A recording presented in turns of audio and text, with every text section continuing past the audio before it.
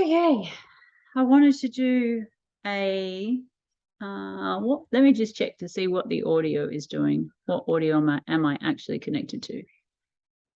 My webcam. Great. So I wanted to do a video mainly because there are no other videos of, oh, dare I say, middle-aged women with my problem that I can find. But I do think that it is a problem, and I don't think that I'm alone in this. And it's an eating disorder called Arfid, ARFID. And I really want to say what that acronym is. So hang on a sec. Let me look it up, because ARFID. So avoidant restrictive food intake disorder, which basically, in my very layman terms, hold on, let me find where Zoom is again. I've got my camera in front of the thing. So there we go. Okay, my brain works. So Arfid is basically a food restrictive eating disorder that can come from so many different ways. And I wanted to share my way because it doesn't seem to match the way of the videos that I've watched. And bless these beautiful kids. A lot of them are teens, or they're in their 20s, and they're sharing where their eating disorder comes from. I do not look like someone in my teens, and I certainly don't look like someone in my 20s. I'm in my mid to late 40s. And as hard as it is, and as it has been to kind of really own having an eating disorder, especially because I'm in my mid 40s. I was raised in a time when eating disorders were for teenage girls, like 13, 14, 15, 16. You were not a 40-something-year-old mum with an eating disorder. It wasn't a thing when I was a kid. So to actually admit that on camera, and then to put it on YouTube to say I am a middle-aged single mom with an eating disorder, it's weird. It's weird. But I wanted to share where mine came from. So mine, I actually think it's been here for a really long time. When I look back over my eating and the way I ate, I used to always eat exactly the same food. Always ate exactly the same food. I can even remember all through high school, it was the same Weet-Bix with milk and brown sugar for breakfast. It was the same meat pie and chocolate mousse for morning tea. It was the same meat pie and chocolate mousse for lunch. It was the same toast with cinnamon and white sugar for afternoon tea. And then it was the same meat and 3 veg. Usually it was either sausages or chicken or lamb or pork with veggies. Like, that's what my mum used to cook. And then it was the same ice cream after dinner, day after day after day after day, all through my entire teenage years. And then in my 20s, so when I hit about 21, 22, I learned about being celiac, and I learned about having gluten intolerance, and I started learning about health, and I had massive gut issues. So I took gluten out back then, and that made a massive difference. But it's kind of weird because actually I've kind of skipped forward a bit, because that was my mid 20s. So when I was 21, I was living with a guy. When we separated, he accused me of being bulimic, because he said no one could eat the volume of food that I ate and not be throwing it up, and be as thin as I am and not be throwing it up, because I used to eat a lot of food. And so I have that memory. And then when I was around 20, it must have been 23, 24, I started studying nutrition. And people with childhood trauma issues should not study anything to do with health, because it just, the obsession that then got created to only eat organic food, to the point where I started my own certified organic food market, because there was no certified organic food market back then. This was 20 years ago. There were no certified organic food markets. There were food markets, there were markets that claimed to be organic, but when you actually talk to the stall holders, they were pretty much all lying. And they say, oh no, we don't spray the vegetables, but we do spray the ground. Or, oh, we don't spray those apples, but we spray those apples. And so my obsession turned into a business. And it became this, I can only eat organic food, because anything that's not organic is really unhealthy. It's really bad for you. It's covered in sprays, it's covered in pesticides, it's covered in insecticides. So even though I was eating more variety, kind of, not really, I suppose, because I was having smoothies, maybe I was putting different things into the smoothies, but I was still having a smoothie every day for breakfast. Lunch was still pretty much the same. Like morning tea was always a salad roll on a gluten-free wrap. Lunch was usually gluten-free bread with something on it. And then dinner was always either a risotto or a minestrone, because I was dating a vegetarian at the time. And I can just kind of see how there is a pattern of me eating very simple foods. But the time where it really kicked off, because I was fine back then, I did have issues when I was eating meat, then I got into a relationship with a vegetarian, which was fine because we were having beans and lentils. But then when I left him and jumped into another relationship with a meat eater who didn't like beans and lentils and all your legumes, I basically went just to eating vegetables and fruit, which messed my system and made me really, really sick really, really fast, because I just had zero protein going into my body. But then through my 30s, I was still relatively healthy. Like I was still okay. I was still eating, especially when I started eating meat again, because I had to start eating meat again after that. I could have gone back to beans and lentils, but I was with a partner that ate meat, and I am a very good people pleaser, was a very good people pleaser. So I then, in my 30s, I was okay food-wise, healthy, fine. For me, the time where it all started to unravel and fall apart was when my mum got sick.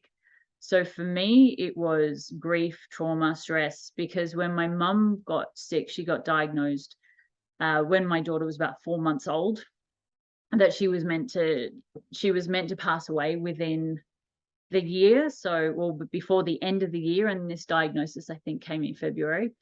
So she was not meant to make it to the end of the year.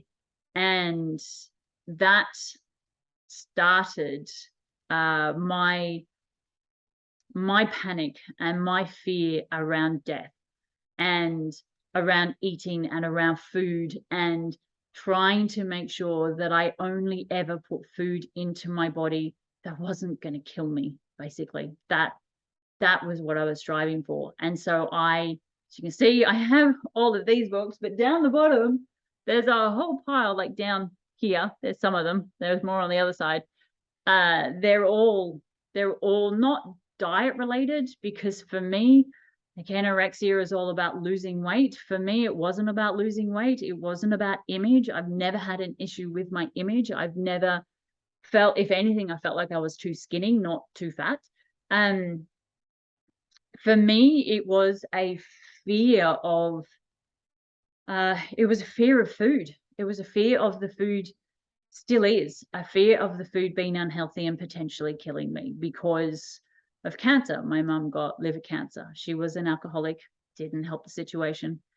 But of course, my nutrition training, there were just so many things in that, where salicylates and oxalates and lectins and dairy and the way meat was processed. And then I have really good friends that are vegans, that are very staunch vegans, and they're vegans because they believe it's the healthiest way to go. But then I have another friend who's a carnivore, and she believes it's the healthiest way to go. And when I started getting back into all of this obsessive eating and obsessively looking at all of these different books, going from the vegan, the vegetarian, the paleo, the carnivore, the salicylate free, the lectin free, the oxalate free, there's a couple of others. Oh, that's right, the fermented foods.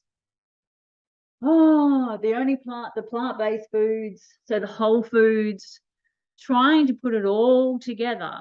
My obsessive brain found that blueberries and pumpkin were basically the only things left that I felt safe enough to eat that was not going to kill me. But it almost killed me because I ended up losing, I was already thin anyway, but I ended up losing another 6 or 7 kilos. And if you can, I mean, you can see I'm not exactly big, but imagine this without another, well, what am I? I'm heavier now. So imagine me without another 8 to 9 kilos. I was like nothing. And I've seen photos that were taken when I was at my worst, and I was nothing. Like I had nothing. These bits here were like my bones here. There was just, this was hollow. I mean, it's already a little bit hollow because I'm struggling still at the moment. It was already hollow, but it was more hollow. Like it was really, really, really bad. And so for me, it has been this obsession around, and this fear around eating food that could potentially kill me. And when you have a brain like mine that has always been about research, I'm amazing at research and finding information and spending hours on the internet learning about different things. When I start becoming passionate or obsessive, depending on, it's a fine line between passion and obsession.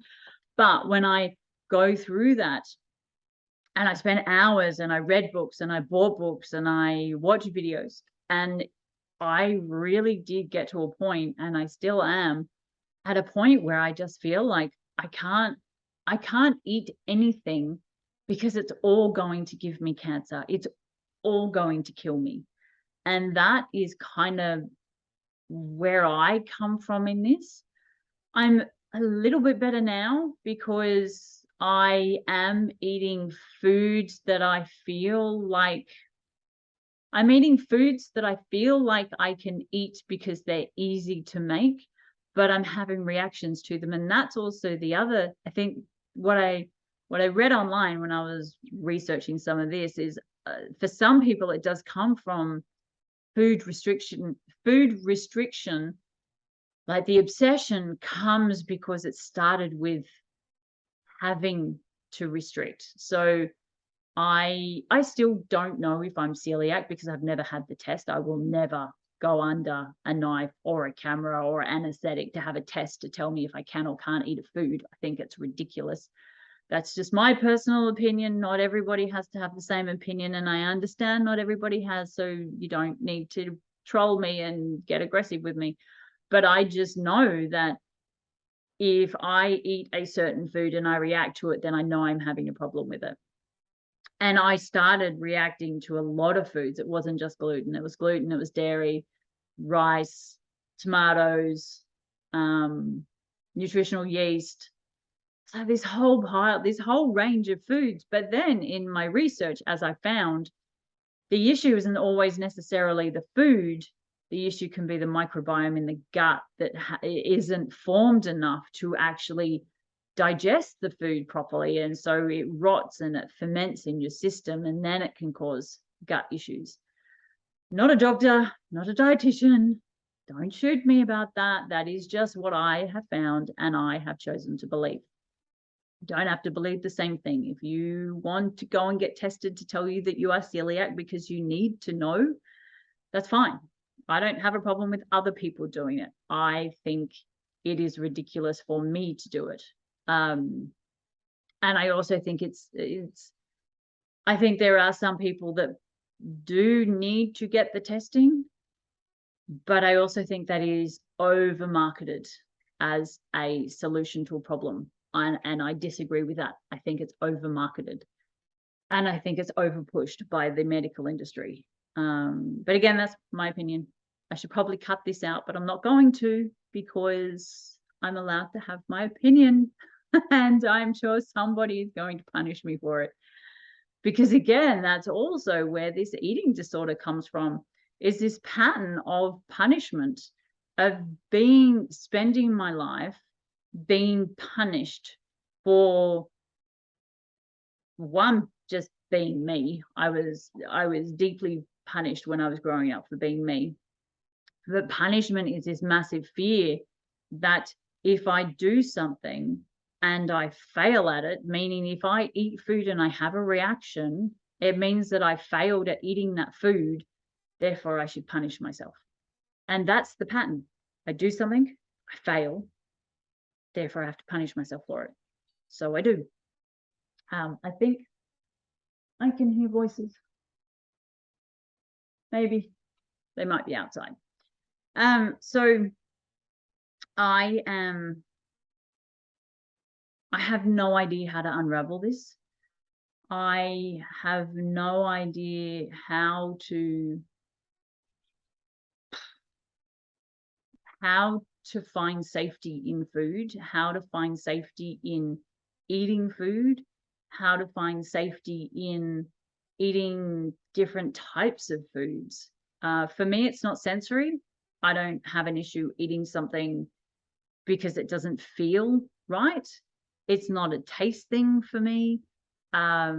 It's not a weight loss thing. It's not an image thing. It really does come down to, I just feel like food is going to kill me.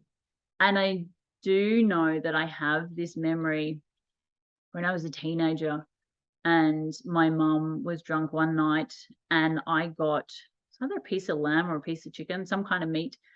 I got stuck and I was choking and I was like really choking and I couldn't breathe. And I came running out into the lounge room, pointing at my mouth. And my mom was sitting on the couch looking at me laughing because she was too drunk to comprehend in her brain what was going on. And then I passed out and fell on the ground, and falling on the ground is actually what pushed the meat out of my throat. That's what I remember. That's what my brain remembers. That's the recall that I have. I cannot say whether that is 100% true, because what I'm also learning is that my brain has memories that aren't real. They're not true. I don't know, there's stories that have been created to protect me for some reason. I'm not sure what that reason is, but that's the memory that I have. So because it's in there and it's a story that my brain is anchored onto, I know that it's in there somewhere as a cause for this issue. It's just another piece, another cause for this issue. So I think that's pretty much it. No, there is one thing I wanted to add, is that because of this issue and also because of how I feel about myself, the massive amount of unworthiness and worthlessness that I have around my existence and my life, I find it really hard to nurture myself. I find it really hard to eat good food. I find it really hard to eat tasty food. So I find it really hard to cook. I find it really hard to prepare food. I find it really hard to spend hours in the kitchen prepping and cutting and sauteing and marinating and making. There are some people that will spend hours in the kitchen and they think nothing of it. It's their passion. They love it. Or they will just walk into a kitchen and 1 hour later create this amazingly beautiful meal because they just have that gift. I don't have that gift anymore. I used to, a long, long time ago, I used to be an amazing cook and I used to love baking. But again, through punishment, and this punishment came from partners, not liking what I ate, not liking what I baked, but also when the gluten-free stuff came in, not being able to bake with wheat was really hard for me. Because back when I stopped baking with wheat, the only gluten-free, even now, the only gluten-free mixes available that are at the shops are all filled with crap that I would never put into my body because they're not organic. So trying to find an organic gluten-free mix where I could just chuck it in a pot, chuck it in a pan with some eggs and some water and bake a cake doesn't exist. I find it really hard to translate. Oh, translate, is that the right word? So if I have a recipe with wheat in it, I find it really hard to go, okay, well, that has wheat substitute. So I will substitute it with coconut, or I'll substitute it with almond, or I'll substitute it with potato. I find having to do those substitutions really, really hard. And then when I do try different recipes, it just doesn't taste as good. Nothing tastes as good as a fluffy piece of white bread. Yeah, so that's kind of where my disorder comes from. Um, I it causes problems. It causes problems for me, but it also causes problems for my daughter. In that I struggle prepping food for me, so I struggle prepping food for her. She eats, don't get me wrong, she's not starving. She eats a lot of food. She just eats a lot of snacky foods. We don't sit down and eat a big meal at dinner. It's not like I sit down and I cook some massive soup that she'll eat for lunch, or sit down and cook some big breakfast. I don't do any of that sort of stuff. So a lot of what she eats is constant. She'll eat eggs, but then she'll eat blueberries, and then she'll eat apples, and then she'll eat bananas, and then she'll eat oranges, and then she'll eat some more eggs, and then she'll eat some meat, and then she'll eat everything by itself, not necessarily all grouped together, unless I put it together. She doesn't have any issues around that. It's just that I find it easier to just constantly be feeding her one thing at a time, not prepping and putting everything together into one big meal. So that's also challenging for me. But yeah, I kind of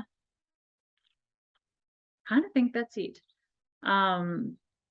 I can share that it is really hard being a middle-aged mum, single mum, with an eating disorder. It's weird. It's weird to me. It's weird to have it. It's weird to admit it. I admitted to myself I had a problem a couple of years ago. I have been working through this for a couple of years, and I don't feel like I'm any further ahead. I was doing really, really well. I had put on a lot of weight. I'd actually ended up, this maybe a year and a half or 2 years ago, I actually ended up being the heaviest that I'd ever been, which was really good, because it meant that I had actually reached the weight that I wanted to reach, and I was feeling really healthy. And then COVID hit. And then COVID hit. And then shit hit the fan, and it all fell apart. Because of decisions and choices that I was making during that time for me and my family, I felt extremely unsafe where we were living. I did not feel safe in the community that I was in. I did not feel safe with the friends that I had, because some people know, they had differing opinions that went against the kind of normal opinions of life. And so that was really isolating, and that created stress, and that brought that fear back in again, that restrictive fear back in again. And also the volume of like the talk about illness and death and dying around that time, it brought back that whole fear of death, and the whole fear of dying, and the whole fear of eating food. And so it created the restriction again. And now I'm living in an environment that I actually find really hard. And there is a lot of opportunity for death, because I'm surrounded by bush, and there's a lot of snakes out here. We have chickens, and there are foxes, and there are wild dogs, and there are wild pigs. So there are opportunities for the chickens to die. We had a horse pass away. So just that constant trigger of death and dying, it triggers this restrictive, I need to restrict, because I am too scared to not die, but I'm too scared to die. It's weird. I can't explain it. But it is a big trigger. It's a big trigger for me. And so eating healthy and only eating organic, but then also not eating gluten, and not eating dairy, and not eating meat, and not eating legumes, and not eating salicylates and oxalates and lectins and Kid just, yeah, it fries my brain. So that's part of my fixing up my fucked up life at 46, almost 47. This is part of my journey. I have to fix this, and I don't know how. I don't know any specialists in Australia that work on this. I've looked and I haven't really found any. There are a lot that are like mainstream medical people, but I'm not really a mainstream medical kind of person. I did 12 months with an eating disorder clinic, I think 3 years ago, but their focus was on anorexia and bulimia. And I kept saying to them, because they'd send me out these surveys to fill, and I kept saying to them, the entire focus is all around weight loss and self-image. I don't have any of those issues. Can't you like rewrite a survey for me? This doesn't match me. But they wouldn't, and they couldn't, and they didn't. So I went through a year and it didn't really help that much. It didn't fix the problem, that's for sure. So yeah, if you're watching this and you know someone that has worked well for you, feel free to put their details in the comment or share your experience or share your story, because I really feel that there's a very big gap in the support system for middle-aged people who have this problem and older. There's a lot of support for parents with kids with this issue, but I'm not a parent with a kid with this issue. I'm a parent with this issue. And even some of the groups say you can't join unless you have a kid with this issue. So again, another punishment. I don't fit the little box. So they won't let me join unless I lie. I don't want to lie to join a group that is isolating me because my kid doesn't have a problem, because I'm the one that has the problem. Yeah, that's it. So thanks for watching another video. I will post another one at some point. Bye.